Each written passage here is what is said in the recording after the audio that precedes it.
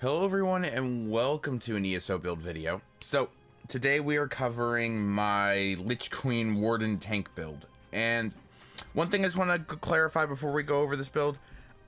I'm sorry I haven't updated it in like 9 months. It really hasn't needed it. In fact, it really still doesn't need an update. It works the same as it did.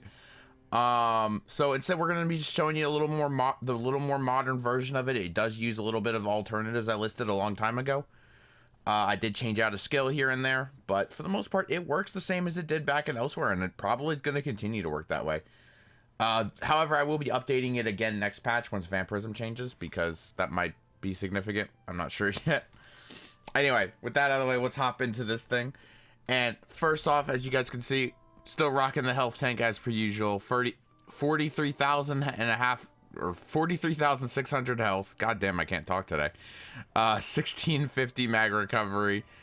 Our resist hit cap whenever we activate our armor buff, naturally. Pretty good stat pool to play with. We are a stage 4 vampire. Technically speaking, you could bring this down to stage 3 for the most bang for your buck, but I'm too lazy to keep it any lower than 4. Plus the crouch passive is handy in March of Sacrifices. We're running the Atronach Mundus Stone because I love the mag recovery. And we are running Bewitched Sugar Skulls, which I need to refresh here in a minute. Which give health recovery, max magicka, max stam, and max health. You don't really run this for the health recovery since we're a vampire. But the max stats provided by this food buff are slightly higher than Longfin Pasty, so that's why I run it. However, you can just run Longfin Pasty if you can't get this food. Let me refresh that real quick. That way it doesn't run out on me. Although it does have a weird little bug where it's going to make your bars small. Your stamina and magicka bars will shrink as if you have no food buff on them whenever you go through a load screen. So don't stress that too much. So long as your health bar is big, you still have the food buff active. Yeah, so let's just hop straight into the skills, I think. And we're going to start things off like I did last time. We're going to cover mandatory skills and flex skills. So first things first, we're rocking Pierce Armor. Now, this is your taunt. This is by far the most mandatory skill of any tank in the game. It gives you a 15-second taunt, making the enemies only attack you. And it gives 15 seconds of Major Fracture and Major Breach, which is a massive damage or a massive armor debuff for your enemies. Helps out your team a lot, dealing their damage. And yeah, it's just the classic tank skill. Next up is a flex slot. And right now, I've been putting Heroic Slash here, getting that one ultimate every 1.5 seconds, as well as putting Minor Maim on the boss, which is a pretty good deal overall. However, since it is a flex slot, there's a lot of options, and I will come back. The way I'm going to handle this is I'm going to go over flex slots, and then I'm going to come back through and show you other skills, or all the flex skills. So we're going to just keep moving on for now. The next mandatory skill is Polar Wind, and this is your burst heal. It covers about 25% of your max health, I believe, if I'm not mistaken.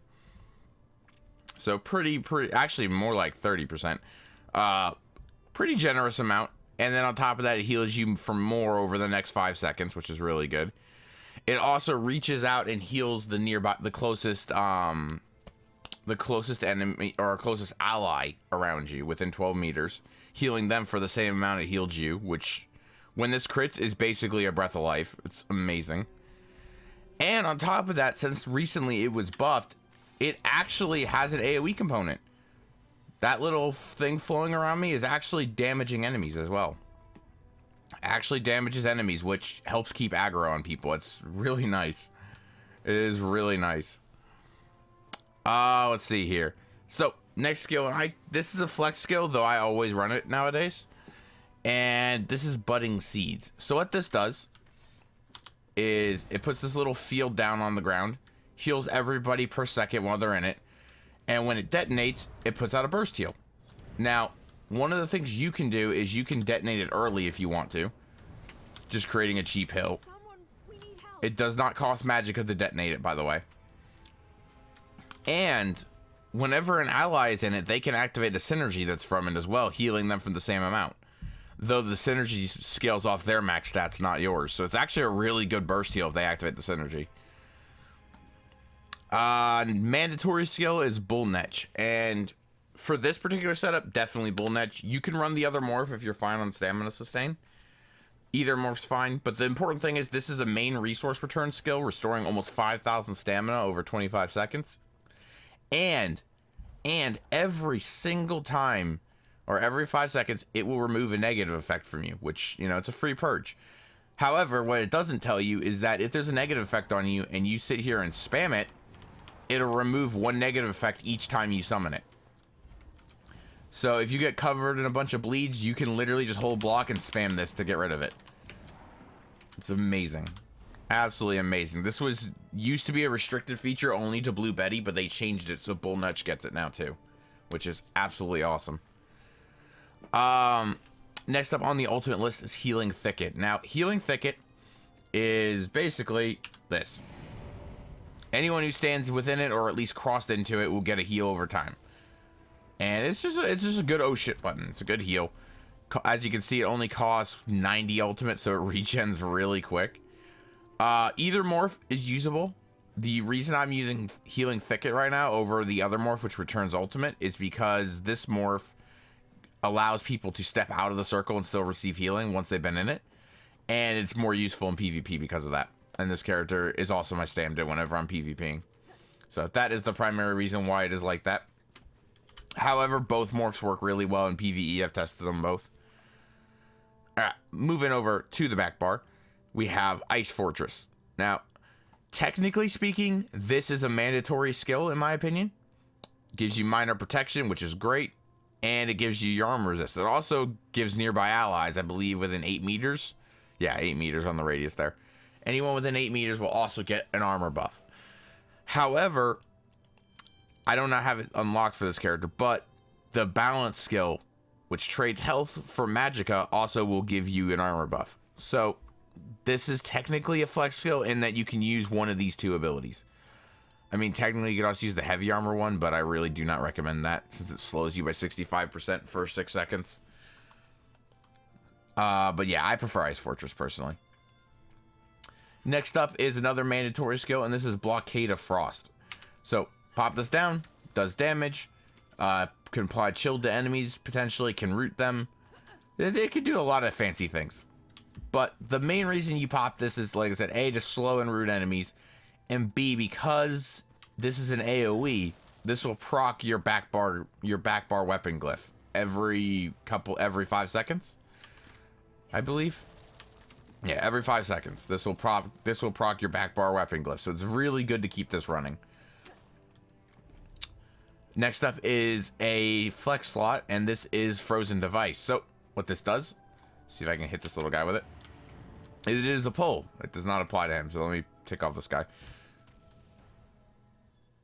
As you see, it is a pull. You put it down, and it will pull them.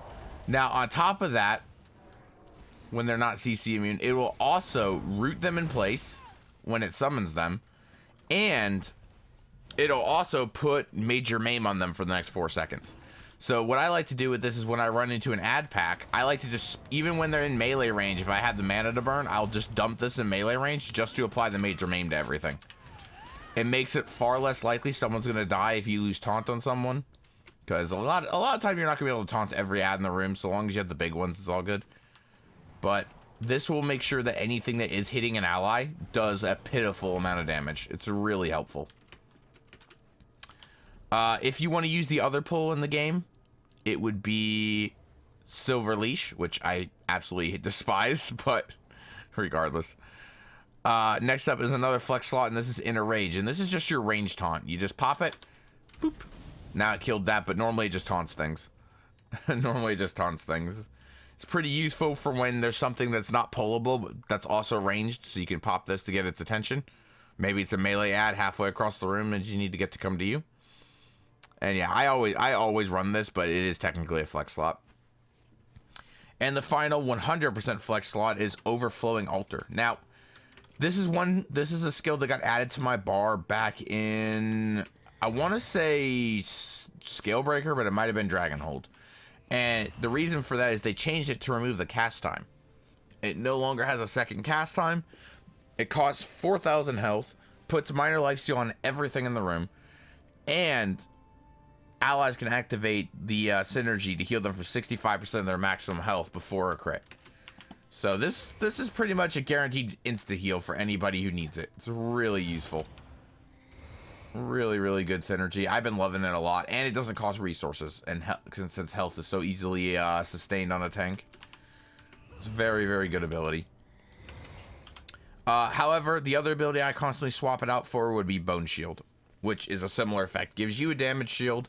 Allies who activate or allies can activate the synergy and grant themselves and 5 other allies a 30% damage shield. That also gives them major vitality for the next 6 seconds. So pretty good abilities in general. I really like the Undaunted abilities a lot. All right. Last but not least is the ultimate, and the 2 ultimates I'm always swapping between here is Aggressive Warhorn for Trials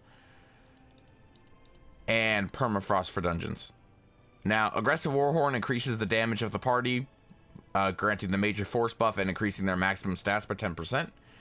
Permafrost gives you 12 seconds of major protection to you and your allies, and also slows any enemies it touches with 70% or by 70%, and applies the chilled status effect. So it's a really, really good ability. It puts minor maim on everything it touches to do the chilled. It puts 70% snare on everything it touches. And because it's an AoE effect, it does technically draw soft aggro. Anything that wasn't damaged previously will attack you first, given the option. So yeah. So now that we've done that, we're gonna go over and cover a couple flex skills that I usually like to run as well. One of them is, I believe it is called Elusive Predator. I can't remember for sure. I don't have it morphed right now due to the skill point limitations. But it will give you minor evasion for this morph. And it's just for slotting it. It's a pretty good flex slot in AoE heavy fights. I don't normally use it all that much, but it is pretty useful. So like I said, it's the one that gives you evasion for this morph. Green balance wise, almost everything in here can be a flex slot.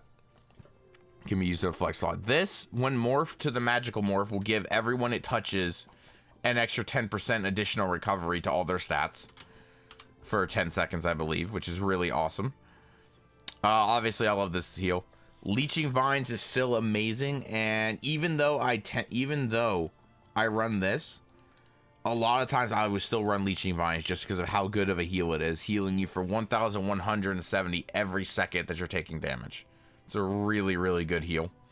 Also, for the more heals you have in your bar, the more sustain you have, and the more healing done you have. So, upside there as well. Technically speaking, you're gonna want the other morph for this. This was set up because this character is also a stand-in. But the other, I believe Lotus Blossom is the other morph's name. Not really sure. But anyway, what this will do is it will make it so your light attacks and heavy attacks restore health to you or an ally nearby. However, this morph gives major savagery, which is really no use to a tank.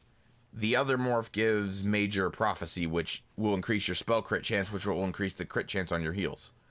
So if you run this ability, make sure that you run the blue one. This ability I haven't found a good use for yet inside of dungeons because it's a little clunky. But it's a pretty strong heal overall. 10,000 health over 10 seconds. But more importantly, you gain 3 ultimate for each time the effect completes, which this will put a heal on you and the person you grapple to. So casting this is a guaranteed 6 ultimate. And yeah, like I said, I haven't found a great use for this in dungeons yet. It's a little too clunky. However, I've seen great healers use it. I've seen amazing effects out of healers from it. On the Winner's Embrace side, there are 2 more flex skills in here, and that is Gripping Shards, which is an AoE root. So, for instance, say you don't want to worry about Frozen Device right now, you're just range taunting people in. You can pop this down and it'll root them all to the ground, spike them in. And it's a pretty good effect. It also can apply the chilled status effect pretty reliably, which is nice.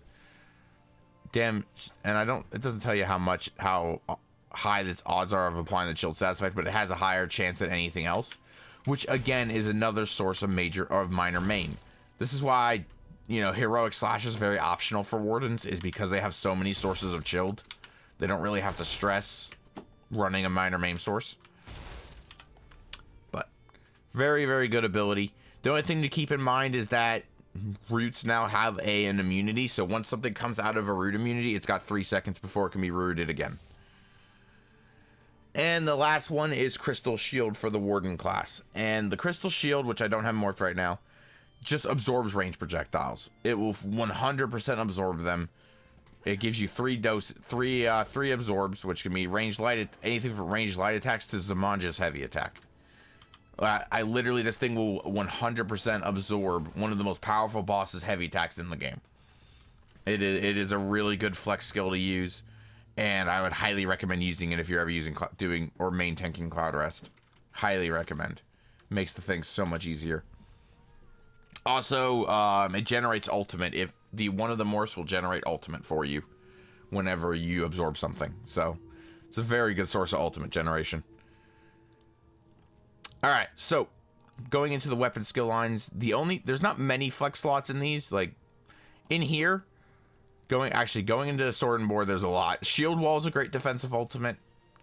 Obviously we've already covered heroic slash being a guaranteed source of minor maim and minor heroism. But if you have a free slot somehow, defensive posture is a great skill to slot. Both morphs are really good. One reduces the cost of your block by 10% and increases the amount of damage you're blocking by 10%.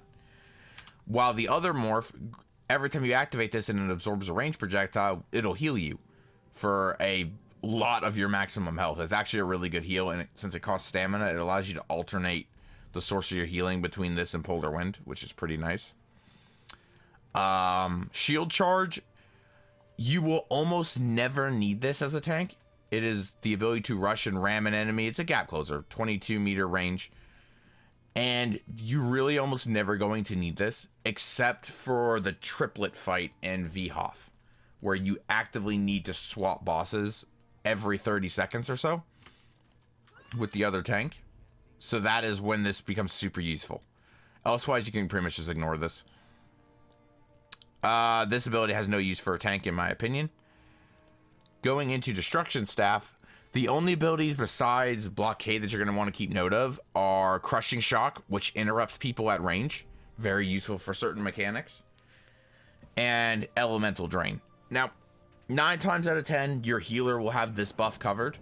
But in the circumstances where maybe the healer isn't available to do so due to mechanics, or if you're doing Cloud Rest and you're one of the tanks that has to go downstairs where you won't have a healer putting Ellie Drain up, this can be very useful just to have slotted somewhere like here, just to make sure that you still have access to Ellie Drain to keep your heals high. It can be, and you can also Ellie Drain the crystals downstairs. So it's a pretty good flexibility if you ever have the chance to use it. But it's 9 times out of 10 you won't need it. Going into guilds, because there's nothing really in the armor slots to worry about. The only skill in here you're going to worry about is Silver Leash, and this is only if you want to use the Silver Chain to pull people in instead of the Frozen Device. It's dealer's choice which one you prefer. I personally prefer the runes on the Frozen Device. I like the runes on the floor much better. Mage's Guild. Mage's Guild, the only thing in here that you're going to be interested in is balance. If you want to run a riskier playstyle where you don't get as much healing received for 4 seconds, but you can trade health for magicka. So it could be a pretty good trade-off. But that's the only thing you're going to want in here if you ever decide to do Mage's Guild. Psijic Guild. So Psijic Guild has 2 interesting things. One, Temporal Guard, which is a morph for this ability, will give you 8% damage reduction. It does not stack with Ice Fortress, however. So the only time you'd ever want this ultimate is if you're running balance. And the last skill in here, which is a really, really good flex skill, is Deep Thoughts. Now, Deep Thoughts, what it does is pretty simple. You activate it, you get, due to passives, you get major protection while you're activating this, you heal every second, and you restore 2,000 magicka and stam every second. Or, sorry, 1,900. Really, really good ability for starting out tanks if you're having trouble with your sustain. It's really powerful.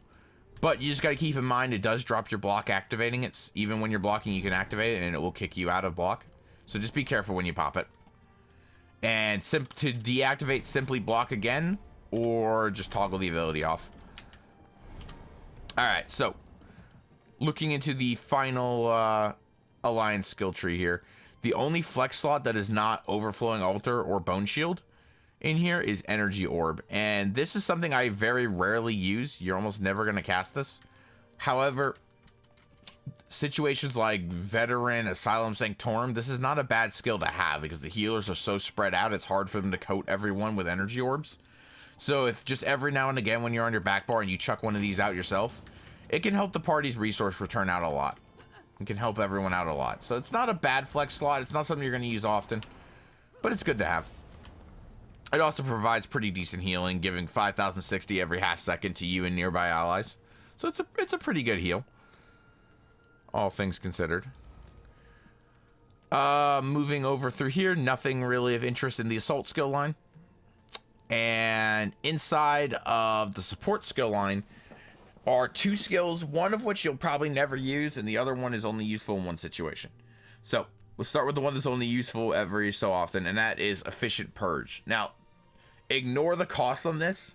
7,800, it's a little ridiculous, but the Efficient Purge morph brings it down to about 5,000. And what it'll do is it'll simply just remove three or five negative effects from you and your entire party, which is really useful during certain VHOF mechanics and the occasional dungeon mechanic, though I really do not recommend running this in dungeons. It's freaking hard to sustain without healer support. And the other one is Guard, and the only way I would see you using this, realistically, is during a progression run, where you might want to guard your main tank if he's tanking a really hard boss, like during VMAL, for instance. During VMAL, there is a boss at the very end, and he goes into a phase where he does a ton of damage. He'll just do a ton of damage to the main tank, and it can be really hard for new tanks to survive that, or just tanks who haven't done the instance before. So it's very common for a progression group to have the off-tank run guard to help soak up some of that damage for him. And that is it for the skills. The only other thing I want to make sure that you guys know, make sure you pick up this passive here, Medicinal Use. Actually, we should cover all the passives real quick. So let's go through the passives now that are important. Medicinal Use, this will make your potion effects last 30% longer, which will mean your potions will, technically speaking, last longer than the cooldown to use them. So it's very, very good to get this passive. We'll come back to race. Green balance wise, the passives you're interested in are Bond with Nature, Savage Beast for ultimate generation, and Flourish for the 12% additional mag and stam recovery for having this ability on your front bar. The one thing to note with Bond with Nature here is every time you resummon this little guy, as you can see, the little green numbers popping up, he does heal you thanks to that passive every time you resummon him. So he's a very, very tiny burst heal. And he's free, so it's not bad. It's not bad. Going into green balance, things get a little better as everything in here is useful.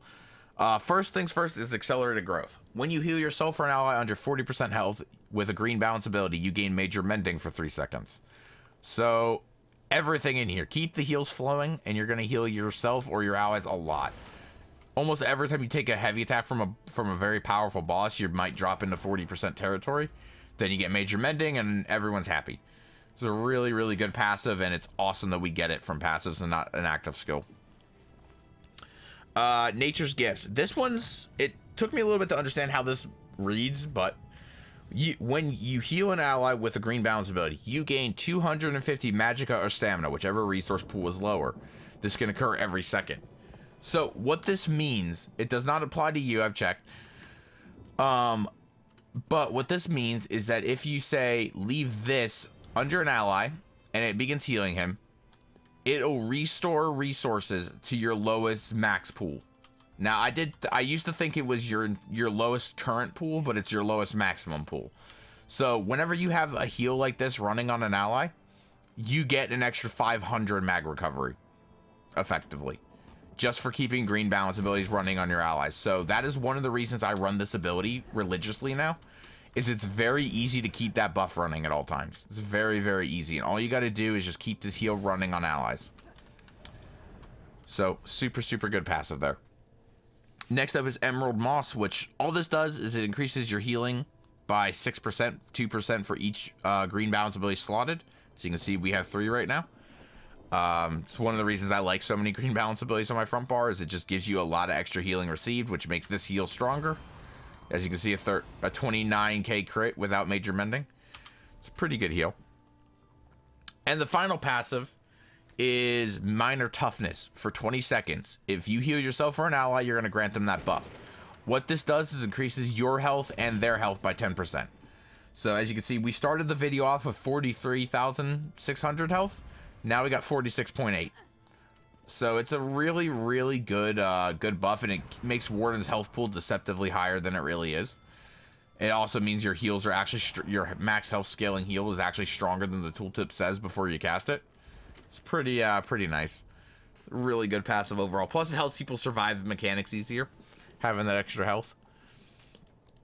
For Winter Embrace, things are a little different here. So in this one, you increase your chance of applying chill to enemies with Winter's Embrace abilities. So that is Polar Wind's ability to, because it does frost damage, this can apply the chilled status effect. This is guaranteed to apply the chilled status effect. This can apply the chilled status effect, which means it could, technically speaking, apply minor and major maim thanks to this skill. And this skill, with its increased chance to apply chilled, if you're running this, is a very, very high chance of applying chilled. All of this means is that due to all this, you pretty much do not need a minor maim skill. If you're running a minor maim skill, it's like Heroic Slash, you're running it for the extra effect, which was the alt gen in my case, because you already have such a high chance of getting minor maim on your target. It doesn't matter. You do not need a maim skill because of this. Next passive is increases your physical and spell resistance by 500 for each Winter's Embrace ability slotted. So if you notice, this is why I throw a bunch of Winter's Embrace abilities on my back bar. If you guys see here, the reason I do this is because Sword and Board gives you an extra chunk of resists, 1900. However, my back bar has an extra 1500 to make up for it. So I don't actually lose that much resist by swapping bars. You guys see here, I only lose, about 1,000. It's not bad. Not bad at all. All right, so next up is Icy Aura, and this just reduces the effect of snares applied to you by 15%. Really nothing. I've never noticed this. I don't know if it applies in PvE. Because I main Warden so often, I don't really have a reference for comparison. So I don't know if this passive is really effective or not. One-hand shield passives, just make sure you wrap all these up. Most of it's reducing your cost or increasing the amount you can block, makes your bash cost less, increases the amount of range damage you can block, and increases your movement speed while blocking. So just make sure you go ahead and pick all these up. And for the Destro Staff, you're going to want to make sure you, avoid Tri-Focus at all costs. Avoid this passive. Because what this is going to do is, one effect is nice, it makes your Ice Staff heavy attacks taunt, which is, in theory, really nice. But what it also does is it makes it blocking on your back bar will cost magicka instead of stamina, and that's a pain in the ass. It's really nice if your build's designed for it, but this build's not, and it's a really big pain in the ass whenever I forget to take that passive out, so I really never put it in just so I don't ever forget. You do not need this passive at all. I honestly don't know why I have it in here. Elemental Force increases your chance of applying the concussion, burning, and shield status effects by another 100%. You want this because this just is more reason or more chance to apply chilled. You already have, so just to clarify, you have an extra 200% chance for applying chilled with this ability or this ability simply by being simply from your Warden passives. You get an extra 100% chance from this passive to, again, both of these abilities. And if you run your flex skill, you have even more chance to apply it because this ability specifically has a higher chance. It's a really, really, like I said, it's awesome for Warden. So make sure you pick up that passive. So make sure you pick up Elemental Force. Ancient Knowledge is mandatory in my opinion, and this is what's going to make your Frost Staff act like a Sword and Board. It will reduce the cost of your block by 36% and increase the amount of damage you can block by 20%. Which means it has half of the Sword and Board passives in this one passive. It's really good. Final one is Destruction Expert, and you don't have to run this if you don't want to, but I like it. What it will do is whenever you kill an enemy with a Destruction Staff ability, you restore 3,600 magicka. Now, this is our only Destro Staff ability under normal circumstances, and it does a pitiful amount of damage, 470 per second. The main reason that I run this is, or run that passive anyway, is that there is a ever so slight chance you will kill something. So it's worth getting. It's worth getting that extra mag return on that slight chance you steal a kill from your DPS. But if you do not have the extra skill points to go around, I definitely wouldn't stress this passive. You're not going to get the effects very often. This build is a 7 heavy build, so you do not need to worry about light or medium passives. But you want to pick up all the heavy armor passives. Increases your resists, increases the amount of resources you get returned every time you take damage, as well as increasing your health recovery, increases your max health, increases the mag and stam recovery from heavy attacks, and increases your healing received by 8%. Just make sure you pick up all these passives. Really good. As for Vampire, and this is the one that's going to be changing next patch, and I'm not sure how I'm gonna feel about this one. But at the moment, pick up this passive here, Supernatural Recovery, 10% more resource return for your resource recovery. Pick up Undeath, which is reduces your damage taken by up to 33% based on your missing health when you're below 50%, which is really, really nice. It helps save you sometimes. Pick up this passive here, which reduces the severity of the health recovery debuff for Vampirism. And if you're going to let your Vampirism get to stage 4, pick up this passive, which means you ignore the movement speed penalty while crouching, and it decreases the time it takes to crouch, which is why, even while I'm sneaking, as you can see, despite crouching, I can just run around like I'm just walking. Like I said, if you're going to let your Vampirism get down this far, just take this passive. Guild-wise, Fighters Guild, the only two passives you need to worry about in Fighters Guild is Intimidating Presence. This will reduce the cost of the chain by 15% if you're running it. If you're not running a Fighters Guild ability, do not worry about this passive. And the other one you want to worry about is Banish the Wicked, which generates 9 ultimate whenever you kill an undead, Daedra, or werewolf. Like I said, it's not very common you're going to steal a kill from your allies, but if you do, you want the free ultimate generation. So pick this up. Everything else in here is for DPS, so don't worry about it. Mages Guild passives, if you're running Balance. This is the only time you're ever going to need these passives. You're going to want to pick up Mage's Adept, Everlasting Magic, and Magicka Controller. These are the 3 passives you're going to want to pick up in full if you decide to run Balance. For Psijic, only if you're running Meditate, you're going to want to pick up Concentrated Barrier, which will give you a damage shield every time you block, and Deliberation, which will give you major protection while channeling a Psijic ability. So while you're in this, you'll get major protection. The rest of these passives, this one's automatically given to you, and these 2 passives are useless for tanks, so don't worry about it. Undaunted, just pick up both these passives. This will increase the amount of resource return you get from activating synergies by 4% of your max health, stamina, and magicka. As you can see, it even gives you the current values listed below. And this is every synergy, not just resource return synergies. So make sure you spam all the synergies. It's a lot of return. And the other one is Undaunted Metal, which increases your max stats by 2%. 2% for each armor type you're wearing, which, like I said, in this case, I'm wearing 7 heavy. Alliance War, you do not need anything out of Alliance War passives. Nothing in here will help you. You do want to pick up Aggressive Warhorn, like I said, but nothing to go on in here. And in the support passives, again, you do not need anything in here except for when you're running VHOF. When you're running VHOF and you're running Efficient Purge, you're going to want Magicka Aid, because this will give you an additional 10% mag recovery for each support skill you have slotted. So if you happen to run these 2 skills, pick this passive up. These 2 passives are PvP passive, which is why they're in there. Alright, so that wraps up all the passives except for race, so that's what we're going to cover next. And obviously, pick up all your racial passives. In my case, I am a Nord. I get 1,000 extra max health, cold resistance, immunity to the chilled status effect, maximum stamina, and ultimate regen every 10 seconds, as well as 4,000 physical and spell resistance. Now, in my opinion, for a tank, you're going to want to play an Argonian, an Imperial, or a Nord. Those are my top picks for tanks. You can play other races. By all means, you 100% can. But the health tank role, in my opinion, is benefited most by those 3. And if you are not a Nord, just know the best way that I found to fix it is just run Reinforced as your trait on all your armor and your shield. You won't lose that much block cost reduction from losing the Sturdy. and it'll help make up for losing this passive. So that is, if you, like I say, if you're not a Nord, just make sure you run reinforced in all your gear. However, if you are, don't worry, you don't have to change anything from this build. The other two races, by the way, are sustain races. Argonian gives you sustain for drinking a potion, and Imperial gives you sustain simply for being Imperial.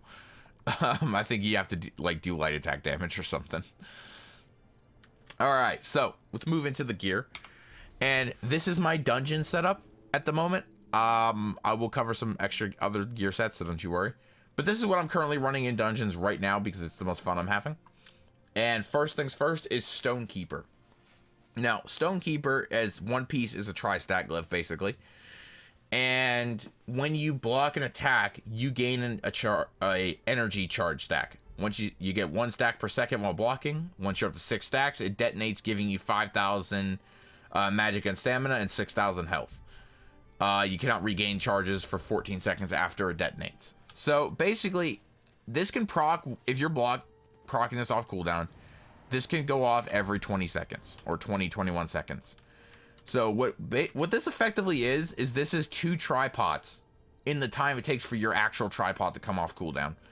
It is so freaking good. This is by far, in my opinion, the best tanking set in the game. It's ridiculous. Now, the dungeon this comes out of is Frostvault, which is a veteran DLC dungeon available with the Wrathstone DLC pack. If you do not have it, if you don't have it, I would highly recommend picking up Malubeth the Scourge Harvester. This is not a sustain set, but because of the amount of extra healing you get from it, you don't have to cast your heals as often, and it's going to help you out a lot. Now, what Malubeth does is it gives you extra max health, which increases the power of your heals already. And when you take damage, you have a 6% chance to create a beam that steals 6,200 health over 4 seconds from the attacker.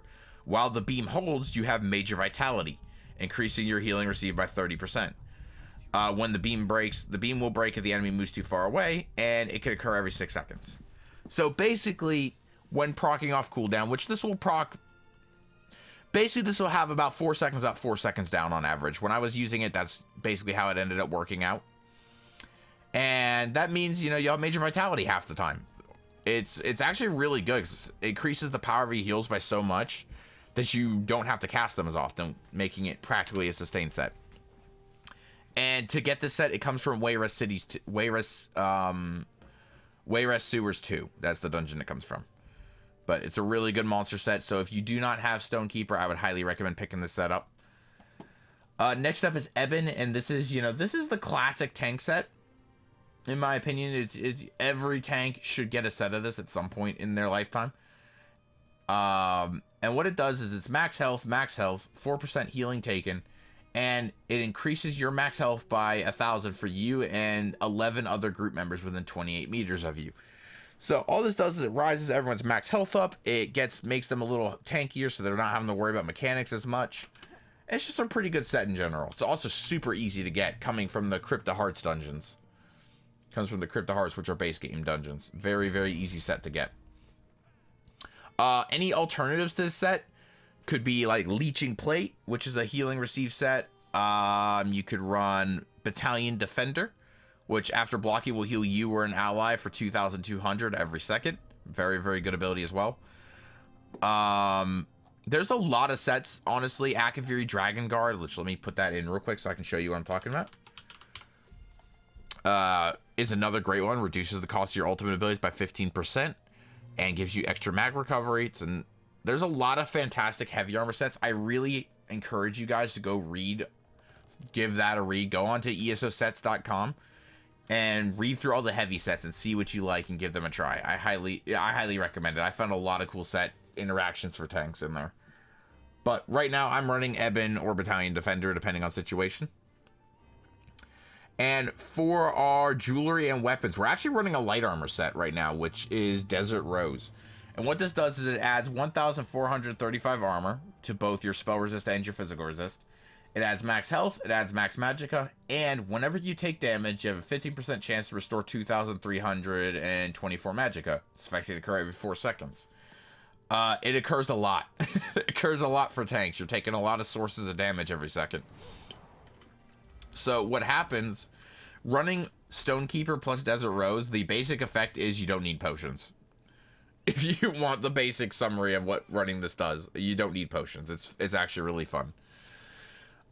If I was to recommend an alternative to this set, and the only alternative I ever really run outside of Trials, is Turog's Pact. Now, when running Turog's Pact, because it's a crafted set, I usually use Ebon Jewelry and put the Turogs on some of the gear. But Turog's Pact would increase the power of your enchantments by, I believe, 30-some%, and decreases the cooldown by like 50%.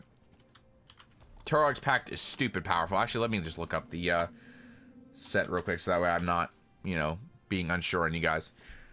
Alright, it's just a flat 30% for both. But it also gives the same armor buff that Desert Rose does, so it won't change your resist. That's why I like it. But it has the added effect of making your back bar glyph proc every 2 seconds instead of every 5, which is ridiculous. I've counted out procs every 2 to 3 seconds when you have this running. It's amazing. So this would be my alternative to Desert Rose. It's super cheap. It's crafted, requires 3 traits learned to craft it, so it's super easy to get, or get a friend in your guild to make it for you. Desert Rose can be a little bit harder because Desert Rose is a PvP set. It requires you to go get some AP to buy it, or you gotta buy it off guild traders for a lot of money. Covering now, the last thing I wanted to say real quick is in Trials I do run Alkosh in this slot. In Trials I don't run Desert Rose, I run Alkosh. And the reason for that is Alkosh puts a massive penetration debuff on enemies in front of you every time you activate a synergy. The reason I don't run this in dungeons is you do not normally have enough synergies incoming to make it worth it, and the pen's only benefiting 2 DPS. While on the other hand, inside of Trials, this set's benefiting a minimum of 8 DPS, which makes it a whole hell of a lot more worth it. However, most tanks are going to tell you you're going to have to get the set eventually. You farm this from normal Maw of Lorkaj, or Veteran if you want to just do it Vet, but you get the set from Maw of Lorkaj. Going into the traits real quick for all the gear is we are running Sturdy on most of the gear. As you guys can see here, running 4 Sturdy, including, oh, I guess we have a Reinforced Shield. 4 Sturdy and 2 Infused. Like I said, you can run all Reinforced here if you're not an Ord, and that'll help your resist quite a bit. For the jewelry, we are running 1 Harmony and 2 Healthy. The choice for this layout is entirely up to you. You could run 3 Harmony, which will increase the amount of resource return you get from synergies by a lot. Or you could run 3 Healthy, or any combination of the 2. I just highly recommend alternating between these 2 traits however you see fit. But I always like to have at least 1 Harmony, because Harmony is just so freaking powerful. For weapons, we are running Decisive on the front bar. The enchantment does not matter for the front bar weapon. And we are running Reinforced on the shield. You can run Sturdy, Infused, Reinforced. Does not matter for shields, really. Just pick one of those 3. And for the back bar, we are running Infused. And for dungeons, I like to run an Infused Stamina Return glyph. As you can see, the enchantment is Absorb Stamina. However, in Trials, you want to make sure this is a Crusher enchantment. Now, the reason is the same I said for Alkosh. A Crusher enchant is great and all in dungeons. It's great if you're doing speed runs, you're going to want it. But when you're just having fun and just playing around with your tank, I don't really stress it too much. I don't like to stress it too much. So I just run Absorb Stamina because it's more fun. But like I said, you can run Crusher or Absorb Stam here. Does not matter. Dealer's choice. And yeah. So, guys, all that is left now, we've covered practically everything. All that's left is the CP. And CP on tanks is freaking easy as hell. So you guys are going to like this. Now, for red CP, we're running 66 Ironclad, 20 Spell Shield, 56 Thick Skinned, 43 Hardy, 43 Elemental Defender, 23 Quick Recovery for the extra healing received, and 19 Heavy Armor Focus. If you are... The reason we run this is to help balance out our resists. So if, for instance, you do not run Turg's Pact or Desert Rose, you might want to go through and play with your CP a little bit to get your resist back to cap. But I don't normally worry about it. This has been my CP setup for like the last year, and it hasn't changed. Rocking into the green tree, we have 37 into Warlord for the break free cost reduction, 37 Arcanist for the extra 9% magic recovery, and 49 into Tenacity to increase our resources return from heavy attacks by a lot. Rocking into this tree, we got 66 into Tumbling for 22% cost reduction to roll dodge, which is amazing for tanks.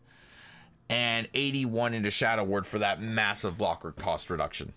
So, priorities if you're leveling, if you're doing this in a leveling build, by the way, red, just prioritize, you know, spreading your CP out and getting it up. And for green, prioritize, in my opinion, Shadow Ward and Tumbling. At least up to like 40s into 40 some into each before you start going into those CPs. Blue is the easiest. Your first 100 CP are going to go into Blessed. Your next 100 CP are going to go into Elfborn. After that, the remaining 70 that you can place once you're max level can go anywhere you want. It doesn't matter. I just threw it into Precise Strikes because I had nowhere else to put it. So that is that's how blue CP works for tanks. You really don't need anything. If you're running Leeching Plate, however, this is one exception. If you're running Leeching Plate, put all 70 into Thaumaturge, because that'll increase the amount of healing you get from Leeching Plate. But that is it for the CP, guys. That is it for this tank build. One thing I just want to cover before we end this, because I've decided I'm not gonna do my Sorcerer Tank builds video, because my Sorcerer Tank literally uses the same gear. This build can be applied to Dragon Knights, to Wardens, to Sorcerers, and to Necromancers with almost no modification whatsoever. You can put this build on any of those classes, and all you gotta do is run a different skill bar layout to compensate for what you're missing or have to change. It will work on any of those classes. The only thing to note is that if you do a Dragon Knight, you're gonna take all your points out of Spell Shield and put them into Heavy Armor Focus. That is the only thing that'll change if you run a Dragon Knight. Elsewise, it works great on Sorcerer, it works great on Necromancer, and it works great on Dragon Knight. I've leveled multiple characters of each class using this tank build on them to get them through the Undaunted leveling. It's absolutely worth it.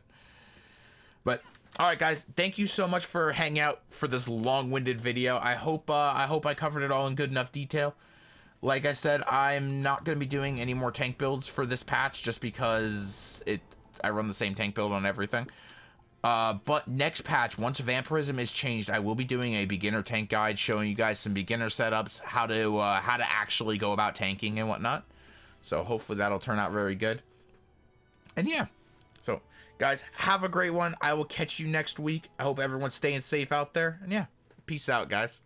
Thank you again so much for hanging out for this long-winded video. This thing, I cannot believe this took me 47 minutes to record. Holy crap. All right, have a good one, guys.